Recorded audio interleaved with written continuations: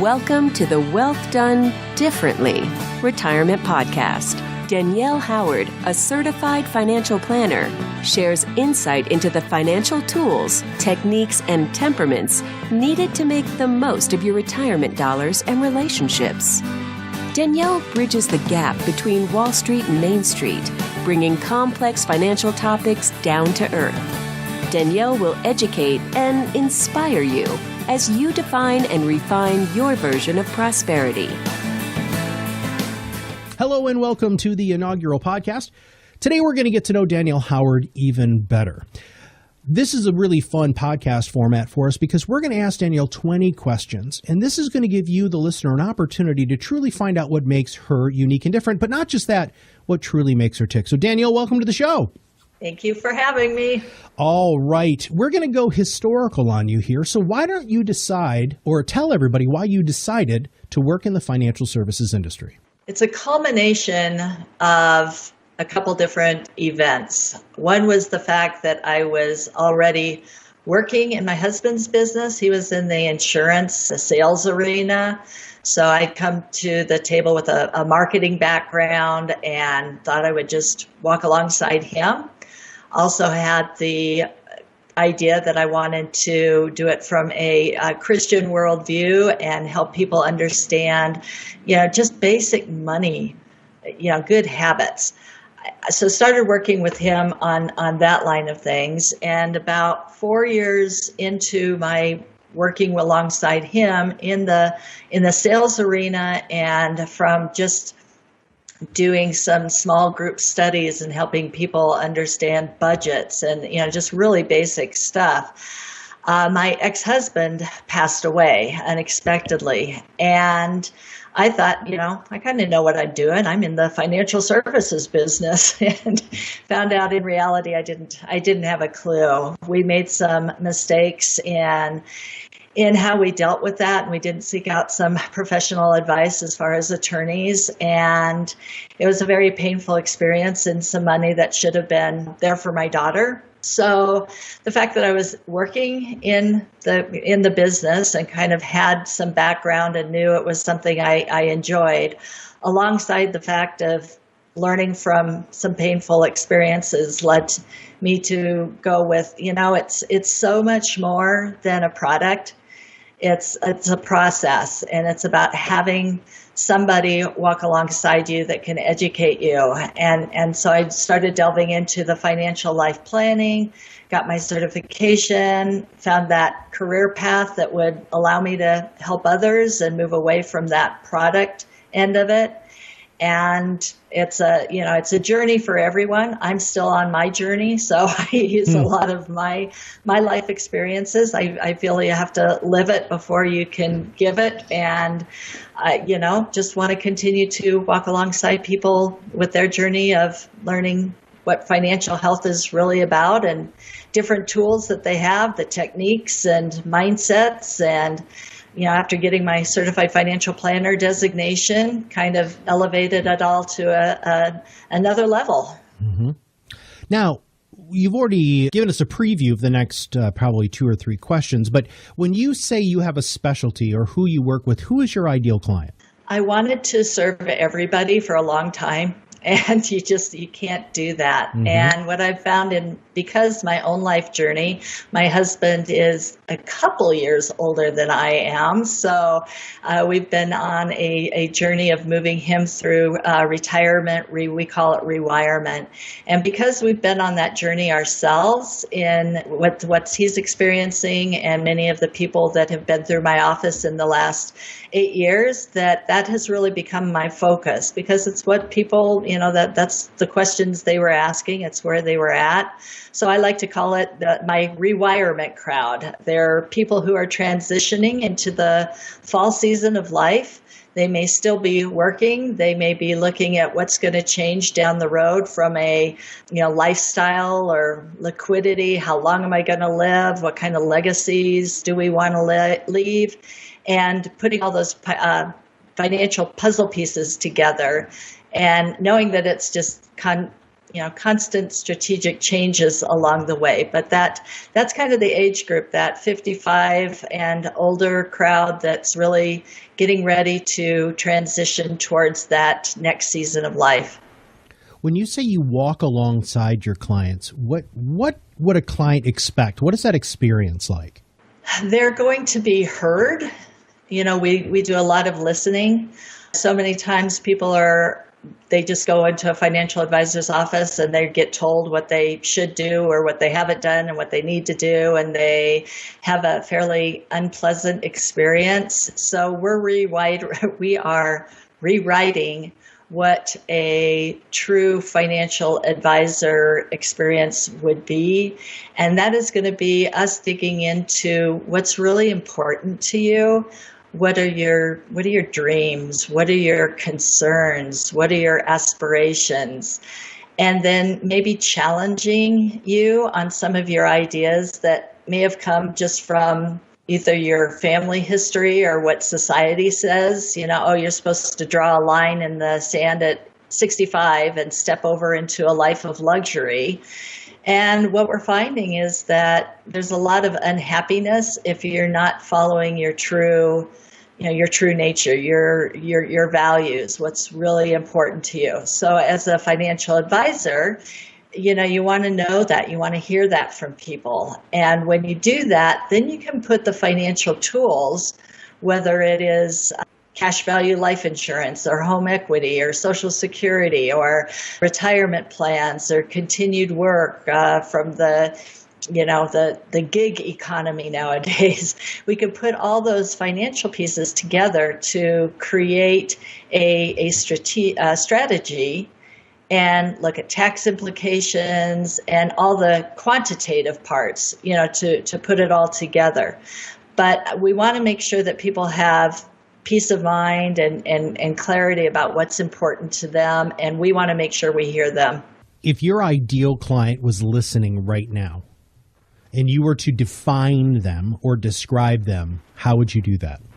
We love working with positive people that have really a good attitude on life. And we realize that life happens and there's tough stuff that comes along the way, but it's what you do with that.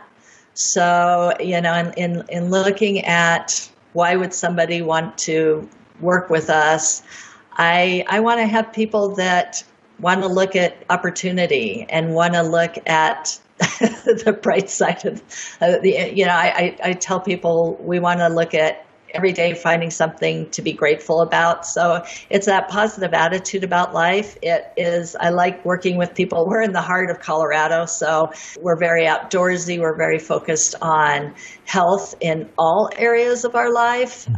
Physical health, relational health, spiritual health, financial health, and that it is all a ongoing learning process, but that we have to be willing to say what's a 1% change I can make in this. So I'm talking to people about, wow, you have a great attitude, and based on what you're saying is important to you, some of your life goals may revolve around your physical health. So what are the financial implications of that? So my ideal client is going to be somebody that is going to seek and respect professional advice, and that they want a team, whether it is it might be a life coach, it might be a CPA, an estate planner, a health coach, and that we're all working together to look out for what's in your best interest in order that you, the client, are free to pursue what really brings meaning and purpose to your days. How do you acquire clients like that? I'm very discerning about who we want to work with. Again, it's conversations. We get referrals from our current clients. I do a lot of writing in a local newspaper, and I'm doing some blogs, and we're doing podcasting now. We have workshops that we do, and just to help people see what I do differently and how this is a different type of conversation that goes above and beyond, just meeting your benchmark returns in the market. Yes, that's important. But so I'm very discerning. If somebody walks into the office and says, well, did you beat the S&P 500 last year? If that's the first question out of their mouth, Yeah. puts up a couple red flags for me. Yes, Sure. the money management is very important, but we have to come up with the why. So when we ask everybody a question, what is your idea of financial health? What is your version of financial health? And I take that into consideration when we decide to work or take on a new client. So you're doing the podcast. You also do blogs and workshops. What else do you do for client education? We do a variety of continuous, education, whether it is with current clients. We're always sending out, whether it's on tax reform or Social Security. We actually just brought on some new software that really drills down into Social Security of, over 500 different ways to take it based on your situation, past marital issue, past marital status. What is the best way for you to take distributions? And that changes if you're not taking Social Security yet, and what goes on with it either, in our government or in your life. We need to constantly monitor that and refine it moving forward. So we're always reaching out to our current clients to make sure they understand how to best use the tools they have or that they may want to access down the road. We will do workshops where we'll invite our current clients and open it up to the public, and that may be on things such as elder abuse, how to protect yourself, or tax reform. We kind of try to combine that qualitative side with the quantitative number crunching, knowing that you need both. And my main goal is to educate our clients, have them feel empowered, and to open up the conversations around money.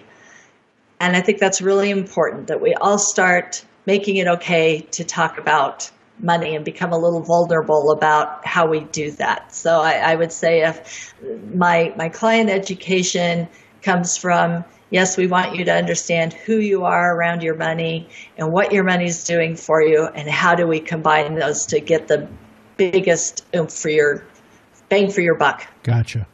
Now, this practice isn't just you. There are other people who help your clients and who help you. Would you mind educating us on who's on your team and what they do? Well, you guys are now in my team, so appreciate having you all with us. I have Molly here in my office. I call her, she's my chief clientologist. You go to a bar, you have a mixologist that are creating something unique for you, and she's about creating a unique experience for our clients here. She is also, we make ourselves available to clients to walk alongside them in a variety of ways. I have brought on SEI, is my third-party money manager right now. I'm constantly doing my due diligence and my research to make sure I've got an asset management team that gives me the space to get real creative with my clients, whether it's around asset allocation, whether it's around tax diversification and how we're taking money, whether it's around charitable giving with donor advised funds and charitable remainder trusts. So I've got a real robust asset management team who can bring a variety of tools to the table for my clients. I've got my broker-dealer right now, which is Cambridge Investment Research. They're providing some of the legal, the 30,000-foot view of making sure my clients are protected with the compliance issues, as well as security with all of the computer integrations and all of those moving parts. And then we have a lot of folks that we work with, just again to put the financial planning pieces with the education that we're trying to do to get people the kind of information that is going to be beneficial but not overwhelm them. Where you live, as you said, is very focused on just overall wellness, what sort of stuff do you do in the community besides hanging out outside? Do I need to do more? Personally, I don't think so. I'm quite envious of where you live because it's beautiful, but I think everybody'd like to know what you do in the community too. So, okay. I'm involved with a program called Youth Entity. They've got a fantastic educational process for our youth here in the Valley. It's called I Am Financial Knowledge. So we go into the schools, and at the 5th grade and the 8th grade level, we go in and teach financial literacy. And I've worked with Junior Achievement in the past, and they do a great economics, how to become an entrepreneur. What Youth Entity does is it's a little bit more expansive than that and looking at personal finance. It really helps people, these kids, get some foundational content around, again, that meaning of money. What does money mean for you? What are your messages around money? And then what's the difference between a credit and a debit card? So they've been a lot of fun to work with as we've put together their programs and gotten that out, and that is a growing they're speaking to a growing group of schools here in the Valley and expanding that. I am very involved in the churches here in the Valley. I do a lot of financial stewardship education and am a resource for many of the churches here in the Valley to come and put on educational events around donor, how to understand who you are as a giver and maybe what tools you would want to use in order to leverage your giving. I work with other nonprofits, again, primarily to educate their donor base on those philanthropic opportunities, not only from the context of what tools to use, but who are they as givers, and understanding what venues speak to their heart and get them on board with right connections there. You talked about the CFP. What other sorts of advanced designations in education do you have? You had said something else, and I didn't write it down. What was the other thing that you said that you had the training in? The other one is the designation. It's called a Qualified Kingdom Advisor, and this is a Christian organization that is focused on biblical-based financial life stewardship. And it is a designation. It took quite a bit of studying, and I need to keep up continuing education to be a part of that. It's a tremendous resource of again, additional wisdom. It's not that I talk differently. It's just that it's foundational good advice, and it gives me a perspective on life that may resonate with people in a bit of a different way. I've also been trained through Money Quotient, which is a nonprofit up in Portland that works with financial life planners, again, with process, and to help their clients all understand, what is financial life planning, that it is digging deeper into that values, into qualifying what's important in people's lives and helping them understand maybe their financial personalities or some opportunities and challenges inherent in, how we do our money. Finally, in the first part, because next we're going to really get into really what makes you tick outside of work. But before we do that, what is your financial philosophy? Good question. I think that money should support a person's life experience and not dictate it. And I believe that the media turns that around, that our culture tells us that the more money, you are more valued the more money you have. And I don't believe that. I believe that every person has a unique experience to contribute to the world, and we need to look at how to best use their financial resources to allow them to live in that and to blossom in that.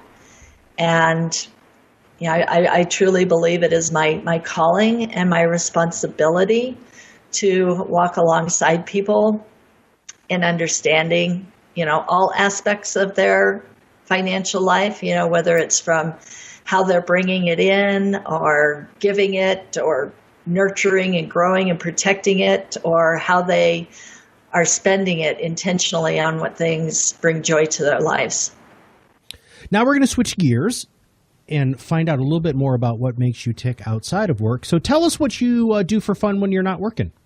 I'm sitting here looking at the Roaring Fork River going by my office and looking forward to summer boating season. I'm a ducky kayaker, which is an inflatable kayak. We've got a duck that we get out on and love to go boating and rafting and do 3 to 5 day trips in the summer where we can get away from the cell phones and the computers and life in general, and just take in everything that Colorado or Utah has to offer. Love to road bike. I've kind of given up on my mountain biking at this point in my life. The downhill falls are getting too painful. Winter, love to ski. I'm more of a cross-country skier, whether that's traditional or skate skiing, than I am a downhiller at this point. But I enjoy the social aspects of being outside in a variety of different elements. Who's your hero? I would say my primary hero is my Auntie Kay. She passed away about 3 years ago in late May, and she was like a second mom to me. But she lived her life in full integrity. She worked her butt off. She was a farm girl, raised on a North Dakota farm, and she knew what it was to work hard. So I grew up seeing that work ethic. And I also saw that call to service, that she was a scrub nurse for one of the leading heart surgeons in the Denver area. And she had a servant's heart. So I was able to walk alongside and gleaned a lot of insight and wisdom from that. And she inspired me, and how she dealt with some of the tough stuff in her life, really spoke to what I wanted to play forward. If you had all of the money in the world you ever needed, what would you do? I would probably continue to do what I'm doing now and build on it. Probably hire more people to get them trained in my vision of what I think truly helps people to break out of the bonds of consumerism and understand what a healthy economy really looks like and how to be part of that. And so I'd build on that, and I would visit my kids I'm expecting my first grandchild in August. So I would definitely maybe have a second office over in Hawaii, which is where they are at. So that would be fun. That'd be awesome. Yeah. Who's your favorite person in history and why? Well, I always have to, Jesus Christ comes to the forefront of my head. I also, he just lived life in a way that was loving and kind and spoke the truth in love, and had that ultimate servant's heart. Then I really appreciate our founding fathers, Thomas Jefferson, his creative spirit, his tenacity, the wisdom that came out of that group of men. And as I read more about our women in history, which are finally, many of those women are finally coming to the surface, it's fascinating to see how women were usually many times that behind the scenes, but they were very much there. So I look forward to finding some new folks in history that I admire. When you think of success, what does that word mean to you? I love that word because I like to walk alongside people and help them define their version of, I call it true prosperity or true success. It is not about money. It is about, to me, it's about, laying down at night, putting my head on the pillow. And even though I know I didn't get everything on the checklist done, that I've been able to help some people, and that I've given it my best, and that I'm still learning and continuing to grow. What is one thing you recommend most to clients, family, or friends? This can be a book, it can be a song, it can be whatever. I said it to a client today. She walked in actually I was talking to her on the phone, and she was I was like, take a breath. Take a deep breath. Sometimes our days are so full and we're so frantic. And when it comes to money, sometimes we feel like, oh my gosh, I've got to deal with this right now. And I think if I gave a recommendation to people on a moment's notice, I would say, just stop, look around, take a deep breath, find something to appreciate about the moment you are in, and that will give you clarity about whatever's next. And then we'll deal with it. When you said that, I found myself realizing I was taking very shallow breaths and needed to take a nice deep breath. I'm hoping other people experience that too, that your power of suggestion there worked very, very well. Name one thing that most people don't know about you. Well, I jumped out of an airplane with my 80-year-old Auntie Kay when for her 80th birthday. She decided that was something she'd always wanted to do. And once we all got over the shock of it and tried to talk her out of it, then it was like, okay, somebody's got to go with her. So I jumped out of a perfectly good airplane and found the ground right alongside my 80-year-old aunt. Wow. What is your mantra, motto, or something you say to yourself to keep yourself focused and on track? Do the best you can with what you have for right now. Wow, that's short, sweet, and to the point. Yeah, I think we can get consumed in, I didn't do enough or I'm not enough. Mm-hmm. And I battle that. I think we all do, and we want to do it better, and we, want to do it more efficiently. And those are all good things. But at any given moment, if you're giving the best you can be and being very present with whoever you are with, that's as good as it gets. Yeah. What is your proudest achievement? I'm a mom. I have 2 beautiful daughters, mind, body, spirit. They're smart. They're funny. They're awesome. And we have 2 bonus kids, 1 bonus daughter and 1 bonus son. And I love being a mom. It has challenged me in ways. It has helped me to grow in ways I never thought possible, and definitely my pride and joy. Last question. You have the attention of many, many people.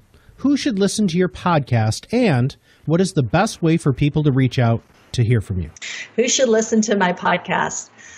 If you are within 5 years of retirement or transitioning towards that fall season of your life, I think what we're going to be talking about on this podcast is going to be a benefit to you. Whether it's around the financial tools that you have, the economic environment, your life season, your financial season, we're going to be unpacking a lot of good stuff along the way. And for people to reach out to us, you can work with us, face to face on a journey of financial health, and you can learn more about that at www.wealthbydesign4u.com. And to find out about, I've got an online retirement course that is going to go live hopefully sometime in June. And you can keep an eye out for that and sign up for webinars and workshops and newsletters, etc. at Danielle Howard, DANIELLE, Howard, HOWRD, 4u.com. Fantastic. Well, Danielle, thank you very much for giving our audience the opportunity to get to know you better. Thank you for the opportunity.